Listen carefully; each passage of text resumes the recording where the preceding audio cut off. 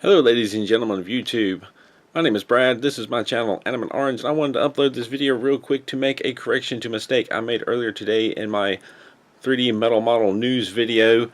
In the video I had talked about how there was a Captain America model that was available, that it was just over 12 foot tall. I meant to say inches, 12 inches tall, and that I can see how that picture would definitely make it look like this is standing in front of a full-size mirror, and I don't think that's the case.